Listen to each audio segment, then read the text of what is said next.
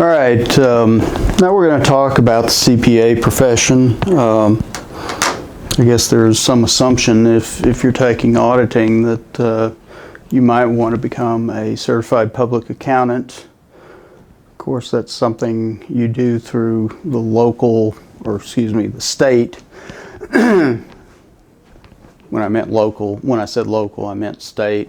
Each state has its own rules about how you become a CPA, which we talked about in the prior chapter. But, you know, that's just what it takes to become a CPA. You have to do certain things to continue to be a CPA. And one of the things we didn't talk about in chapter 1 is the fact that you have to they have to determine if you have the proper character to be a CPA, and that is a continuing obligation. So if you've been convicted of a crime, especially a financial crime, you're stealing from your employer, you're probably not going to become a CPA unless you've got a pretty good excuse that you've become reformed or something like that. So, you know, it's one thing to become a CPA. You still have to be of a certain character in order for them to let you in, but it's a continuing obligation once you are in. So, you know, next time you get in a car after having a few drinks, you really might want to think about that, because even something as, I won't say simple, but even something like a DUI could get you tossed out of the CPA profession.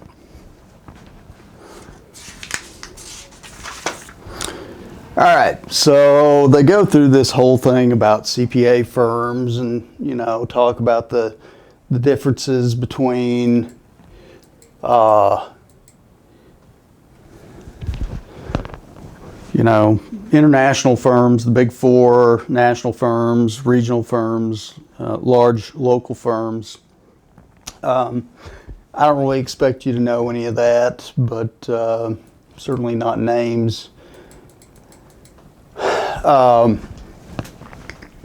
Understand that CPA firms are, for the most part, the only firms that can perform audits on the general financial statements of a company.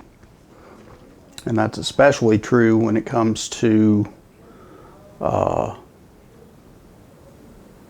public companies, publicly held companies, but it's true of all companies. Understand that CPA firms provide more than just auditing services. Sometimes that's kind of, I don't want to call it a loss leader, because you never want to do anything at a loss, but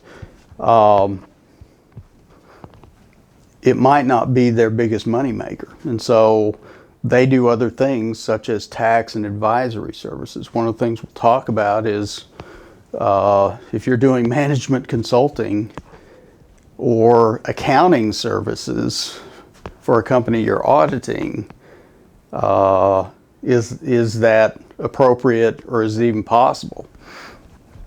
So we'll talk about that in the future. You know, CPA firms continue to try to expand their services. So many provide financial planning. Certainly many provide business valuation, forensic accounting. Some of you might be interested in that, dealing with fraud and stuff like that. And IT advisory services are probably a big money maker, especially with all the hacking going on these days. I would imagine CPA firms are in big demand for that. find ways to secure companies' IT. Oops. All right, so anyway, they've got these firms broken down, Big Four international firms. You don't need to know names here. National firms, regional and large local, and then, you know, your mom and pop, small local firms like we have here in LeGrand, and I'm sure many other small towns. So table 2-1 gives you the breakdown there. Again, you don't need to know details of that.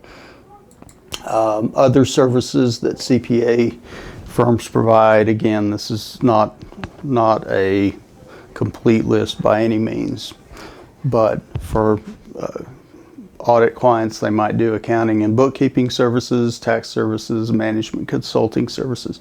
Again, we'll talk about the appropriateness of doing some of this other stuff when you are also auditing the financial statements of these companies.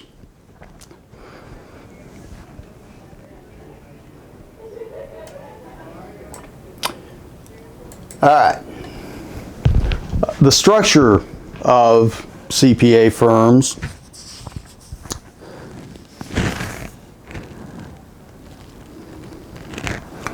that the book talks about, there's three main factors that influence the organizational structure of all firms.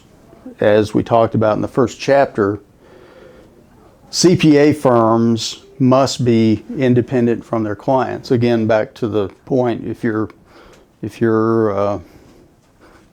doing management consulting for these companies, or you're doing their books, are you truly independent to do an audit of that client? The importance of a structure to encourage competence. One thing, if you go into auditing, you'll find is you're kind of in a cocoon for probably the first 2 to 3 years, and maybe even up to 5 years, depending on the size of the CPA firm.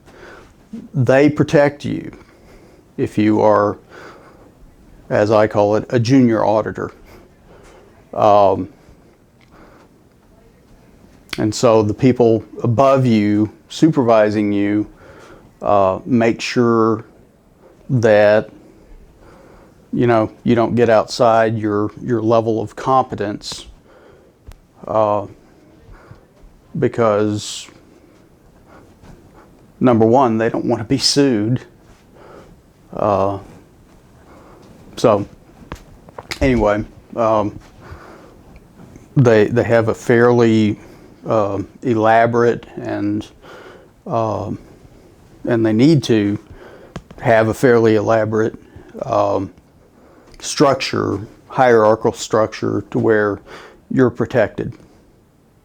And the next factor kind of leads, well, my statements prior lead into the fact that auditing companies CPA firms are getting sued left and right.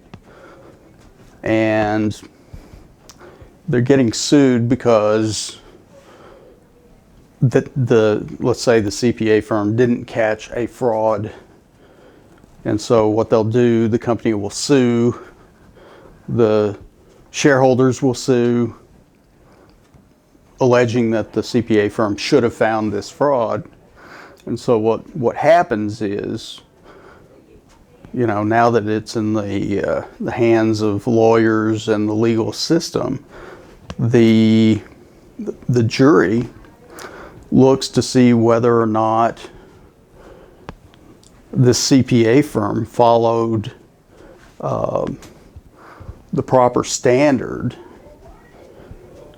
and if they didn't, if their services were below the standard required by law, they're going to be found negligent and liable to the corporation, to the shareholders, and maybe others who relied on the financial statements. We'll get into that later as well. And you've probably seen this a time or two, if not more. Just like other businesses, CPA firms have a wide variety of organizational structures that they can form themselves in. You know, if you're a solo practitioner, you're probably not going to be doing a lot of audits anyway. If you're a solo practitioner, if any, you can just be a sole proprietor. And again, the downside of that is if you screw up and you're sued, your personal assets are at risk as well as the business assets. General partnership is just two or more persons working in concert. It's the same risks afforded a proprietorship are also there in a general partnership. So, you know, even if you're a solo or two or three, it's probably not a good idea to be a proprietorship or a general partnership because your personal assets are at risk should something go wrong. General corporation, problem with that is most states don't allow CPA firms to be a general corporation. And so professional corporation, same problem. Some states allow it, some don't. So if you're in multiple states, you might have a problem being a PC if one of those states doesn't allow it. And so most CPA firms are either LLCs, limited liability company, which protects what they call the members of the LLC.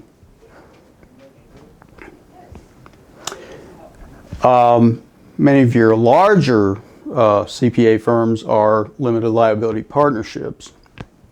You're certainly responsible for your own negligence under limited liability partnership, LLP. You're liable for the persons you supervise. What you're not liable is for the negligence of other partners. And so many of your larger CPA firms are LLPs.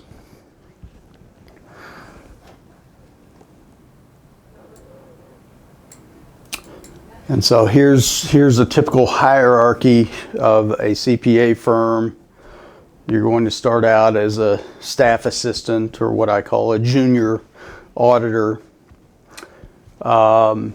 somewhere, sometimes in that 2 to 5 year period, or maybe 3 to 5, might even be 4 to 5. If you're still there doing auditing, you become a senior in charge of an audit. And so you're responsible for the staff assistants and the work they do. If you're still there, you could become a manager within 5 to 10 years. And then if you're still there after that, you know, it's usually a weeding out process. You're going to know probably within 2 to 3 years if you really like this stuff. I used to work for Valero Energy, and we used to get a lot of auditors from the what was then the Big Five firms, and you know, they'd work for 2 to 3 years as a staff assistant, and you know, they were living out of a suitcase in you know, small doing audits in small town Texas of companies. and it gets real old real fast. And so, they work for the big five firm for 2 to 3 years, get that experience, and then they are gold to companies looking for internal auditors. I mean, they become the perfect internal audit candidate. And so, much less stress working in a company as an internal auditor than being a staff assistant or even a senior in charge of audit at a CPA firm. So that, it's a good, even if you do it for 2 or 3 years, it's great experience. You're in big demand. You can pretty much write your ticket after that. But if you really like this stuff, maybe you're partner material.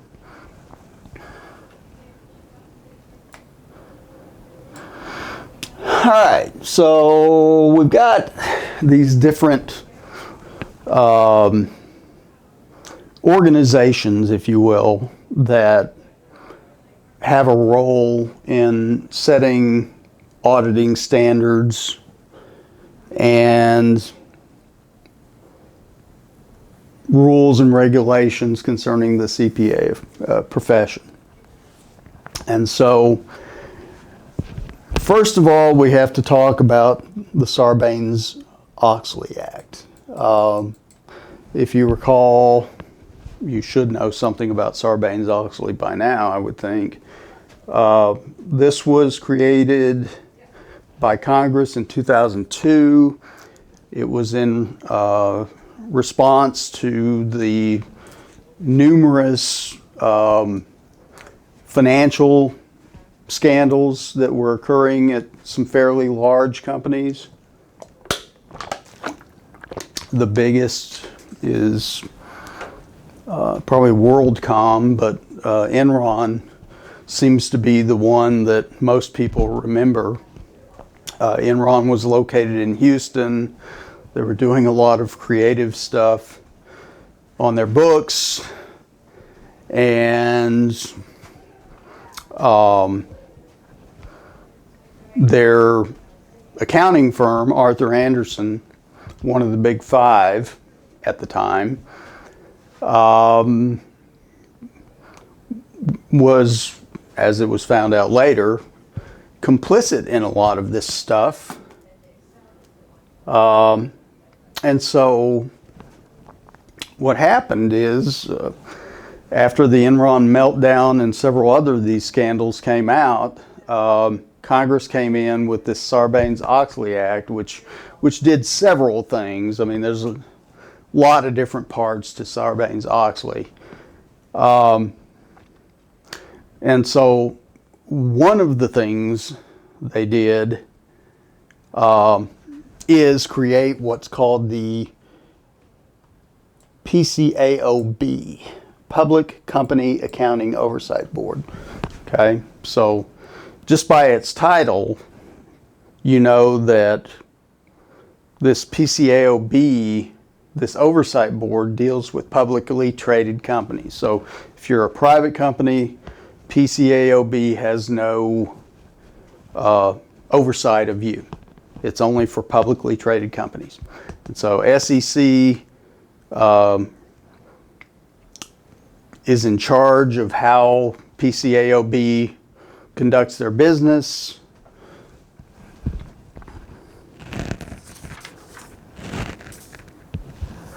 And what PCAOB does is they provide oversight to auditors of public companies. And so they establish auditing and quality control standards for public company audits, and they perform inspections of the quality control systems of the CPA firms that they govern.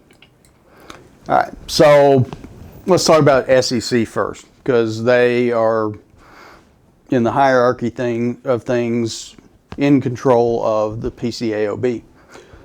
Initially, the SEC was set up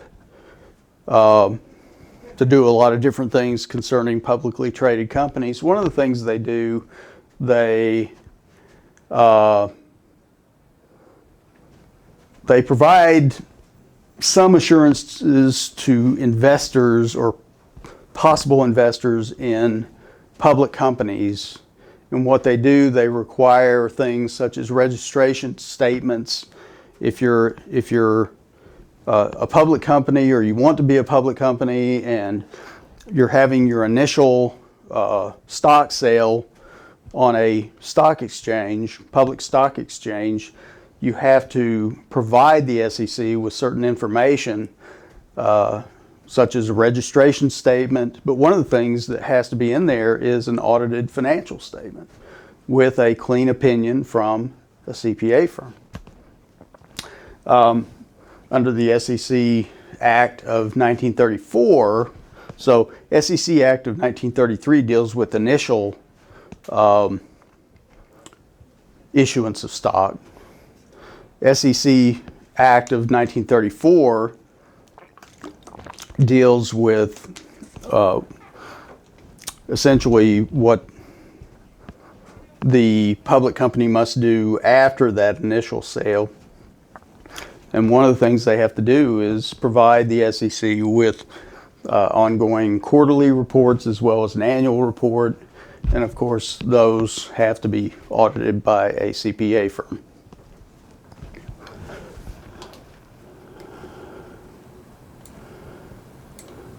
So here are some of the names of these,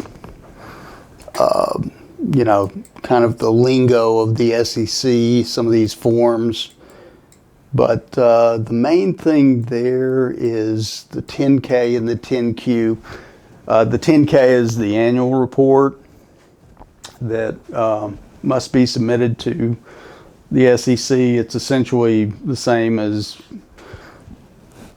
the annual report that the public company issues to its shareholders and other stakeholders. The 10Q is the quarterly report.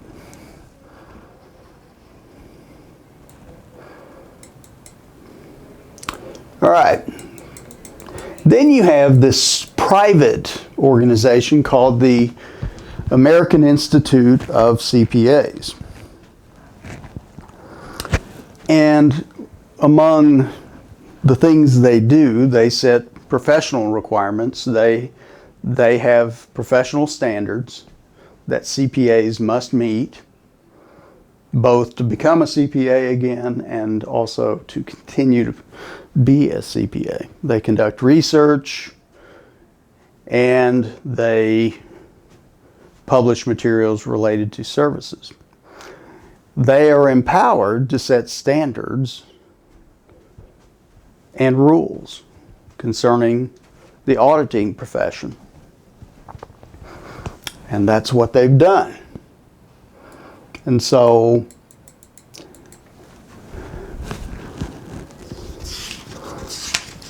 they have set standards in 4 major areas. Auditing standards. What they do is they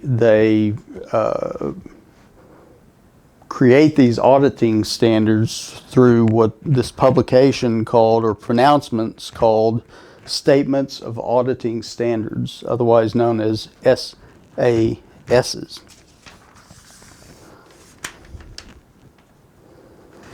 But,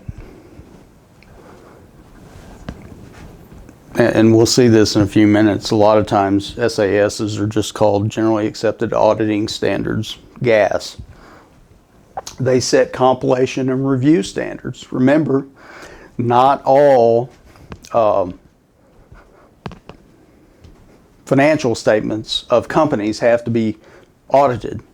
Only publicly traded companies must, are required to have audited financial statements. Private companies are not required to have audited statements, although many do for other external reasons, or maybe internal policy. Many just receive either a review So it's less assurance than an audit. It's less stringent, costs less too. That's why many companies simply do the review instead of an audit. And some do a compilation, which provides absolutely no assurance to external users. I mean, it's basically just more or less the company compiling the information, and the CPA firm basically writes a cover letter saying that this information has been compiled by the company, and they provide no assurance of its that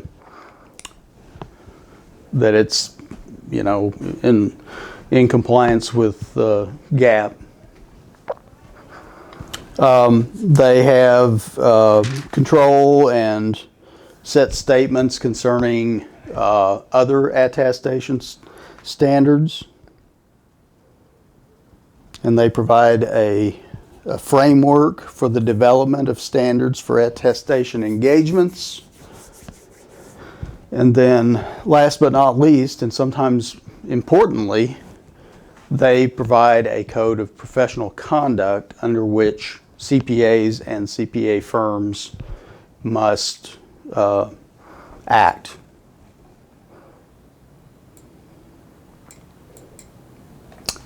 They're also big in setting and establishing the CPA exam.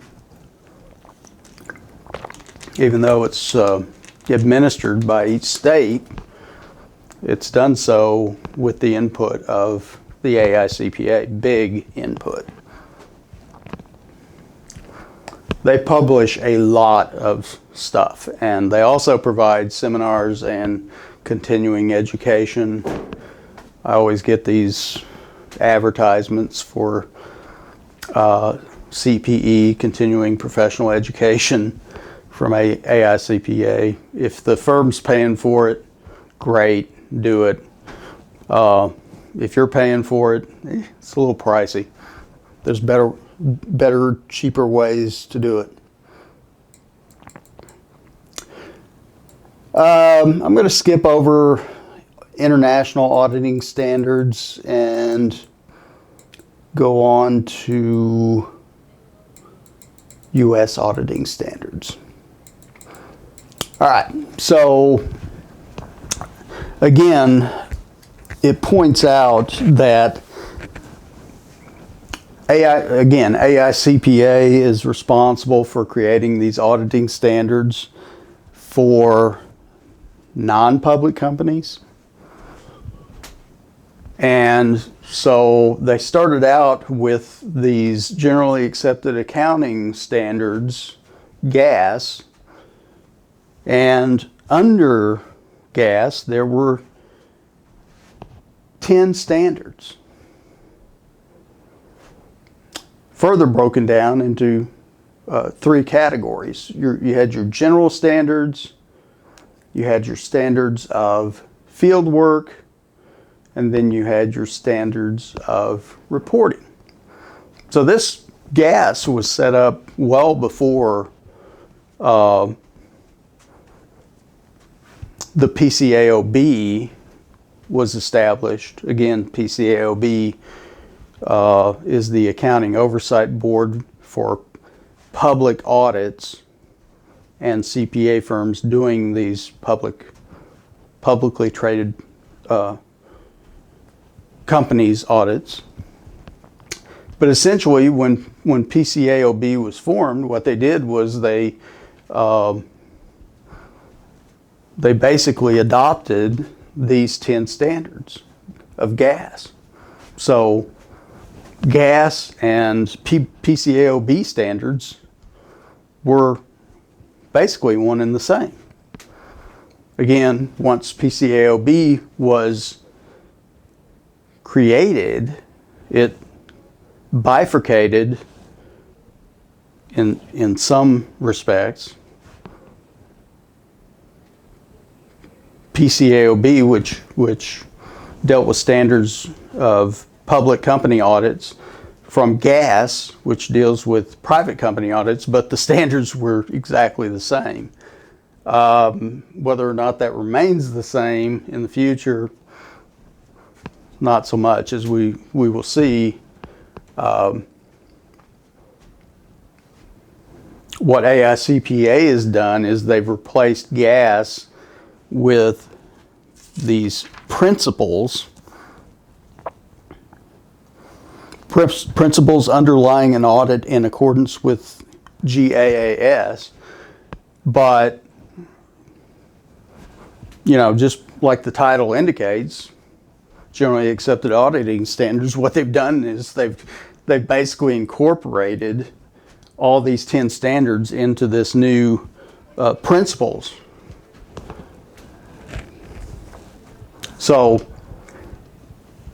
my point in saying all that is that this table 2-3 is very much still relevant, because the principles include all this, plus PCAOB follows GAAS, these principles, these 10 principles.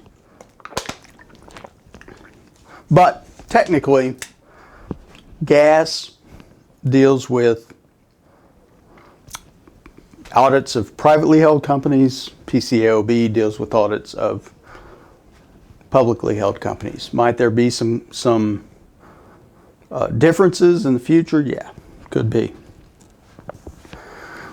All right, so at least as far as GAAS is concerned, they've been incorporated in these principles by the AICPA.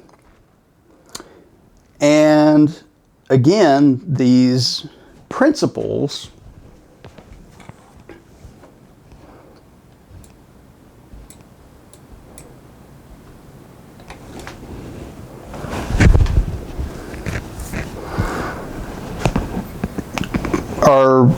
are simply basically shuffling the deck for all these things that were in GAAS.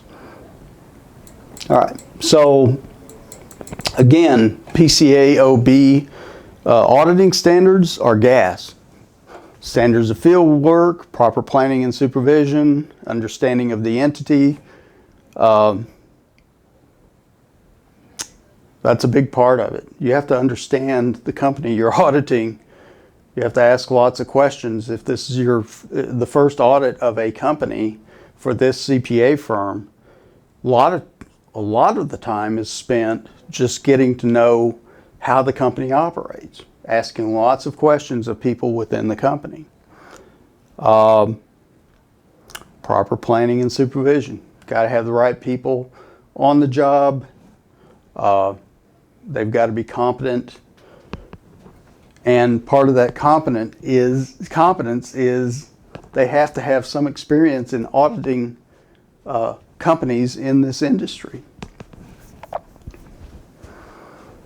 And then from there, once you understand the entity, big part of understanding the entity too is, as we will find, understanding their internal control system.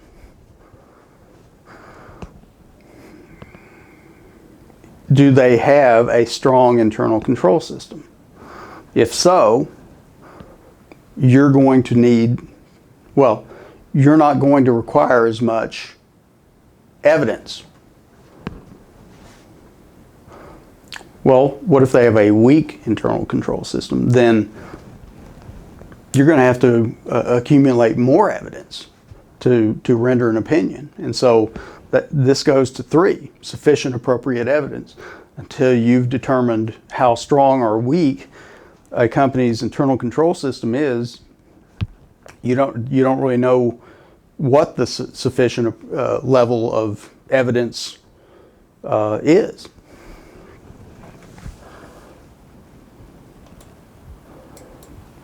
Standards of reporting. You have to determine whether or not the statements prepared are in accordance with GAAP. Makes sense, right? You have to, while it deals with what happens and we'll talk about this more, but you know, we're just getting into this, so bear with me. What happens, it talks about the circumstances of what happens when GAAP is not followed and how you have to report that. And then you have to report on the adequacy of the disclosures. All right, so again, technically PCAOB creates auditing standards for public company audits, ASB, under the guidance of AICPA. It's a board under AICPA, deals with private company audits, but right now they're pretty much the same. All right, so this gets back to the Auditing Standard Board, the creation of these new principles. But again, these principles are in essence incorporating the 10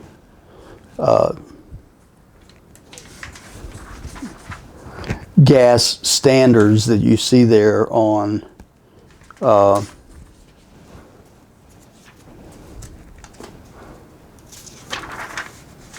in table 2-3. And notice in figure 2-2 on page 36, they have the linkage of AICPA principles, which incorporated all this prior gas stuff, just reworked it, but incorporated all of it. And how PCAOB, where their standards fit in. Again, they're very similar. They're just maybe stated in different ways.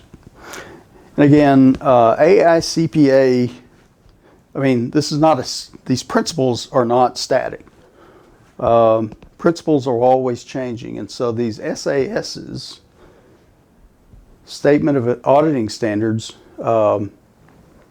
continue to come out as situations change, as circumstances change. So they, as it indicates here, these SASs provide guidance in obtaining reasonable assurance to form an opinion on financial statements. They're also the most authoritative references available to auditors. So here's the key. You're always, when you're auditing these companies, whether it's private or public, you always have to keep, at least in the back of your mind, this idea of self-preservation, because you always have to be mindful that if you don't follow the proper standards and you're sued, you're more than likely going to be held liable. It's a standard of negligence. Did you do what a reasonable auditor would have done under same or similar circumstances? Well, how do they figure that out? They look at the standards of auditing and what it says about this particular situation. And if you didn't follow the standards, you're going to be found negligent and liable in a court of law.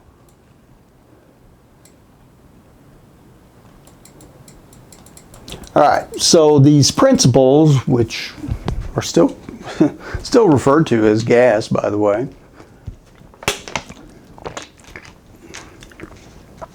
talk about several different things.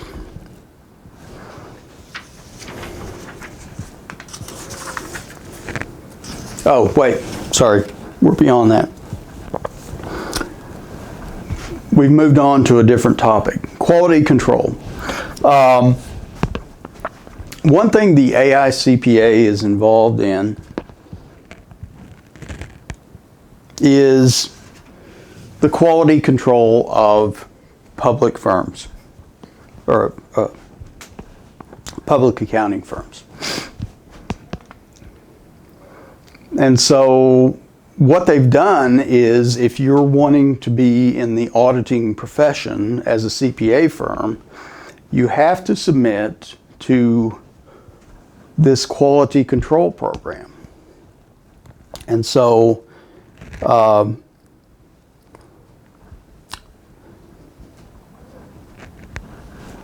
what companies have to do is they have to set up proper policies and procedures in order to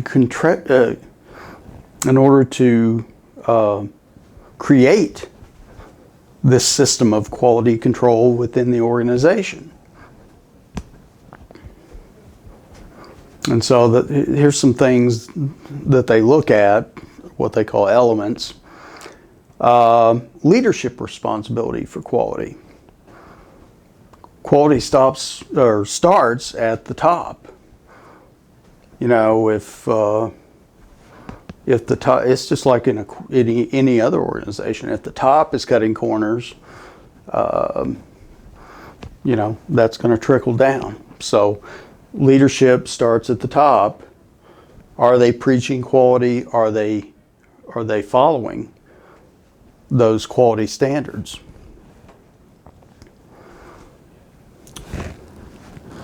Relevant ethical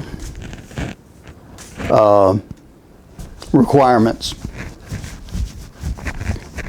And so what this deals with is the fact that, again, an auditor must be independent from its company. They must be skeptical.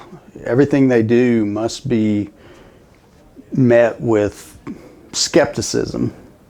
And it doesn't have to be an outward showing of skepticism. I mean, you can still you can still be nice to the client and the members of its organization. I mean, this is inward skepticism, not outward skepticism. You have to be on the lookout for possible errors or possible fraud in an organization. And so a right amount of healthy skepticism, a right amount of independence must be kept in order to meet the ethical requirements.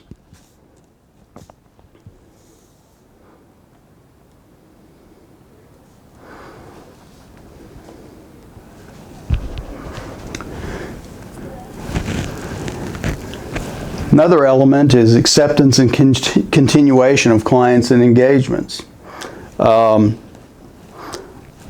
Before you accept a certain client, you need to do your due diligence. Well, why are they coming to us?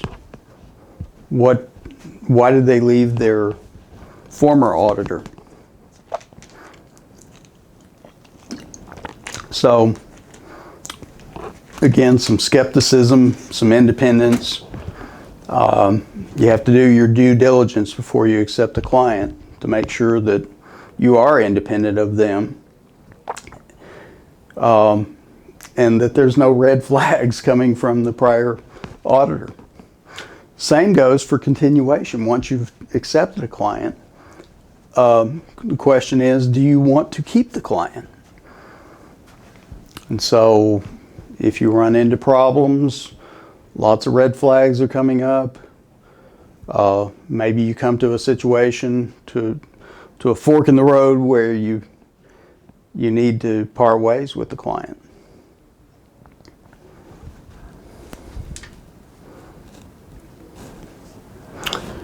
Human resources, again, policies and procedures need to be established as far as hiring employees and things like that.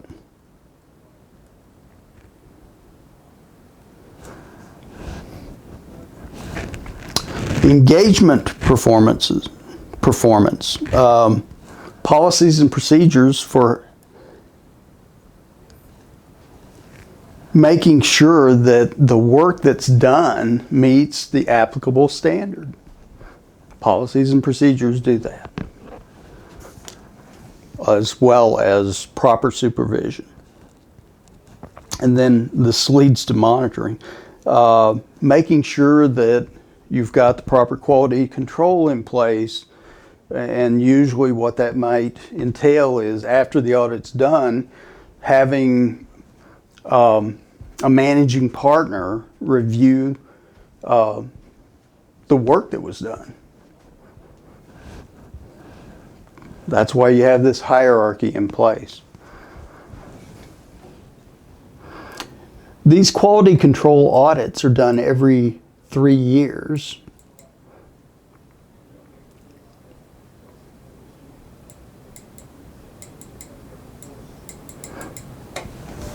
This kind of tells you about some of the conduct, and that kind of leads back to several different things we've already talked about. So anyway, that's not anything new, really.